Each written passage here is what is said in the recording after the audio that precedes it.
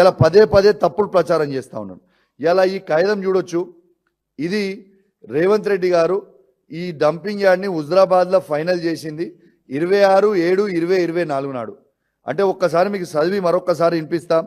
ఇలా దీని I invite kind attention to the reference sighted and submitted that the collector Karimnagar has informed that the director of municipal administration informed that the honorable chief minister during visit to the Warangal has emphasized the need for establishing waste to energy plants on cluster approach in Huzurabad. ఇది 26/7/2024 నాడున ముఖ్యమంత్రి రేవంత్ రెడ్డి గారు ఆదేశాల మేరకు మేము ఇది release చేస్తున్నామని గౌరవ Karimnagar collector గారు క్లియర్గా లెటర్ ఇచ్చిండ్రు.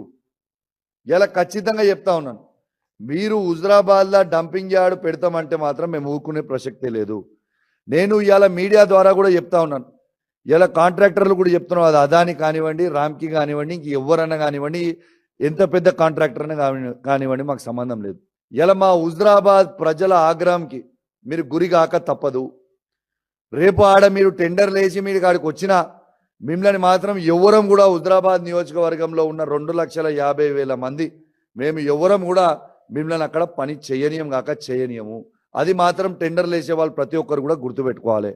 ఇలా ప్రభుత్వం ఉంది కదా, మా ఇష్టం ఉన్నది మేము చేస్తాము, మేము విర్రవీగుతాము, మేము ప్రజల ప్రాణాలతో చెలగాటం ఆడతాం అంటే ఇది మంచి పద్ధతి కాదు. ఇలా నన్ను ఎందుకు బెదిరిస్తున్నారు? ఇలా ఎట్టు పరిస్థితుల్లో మీరు ఈ డంపింగ్ యార్డ్ గురించి మాట్లాడొద్దని నన్ను ఎందుకు బెదిరిస్తూ ఉన్నారు?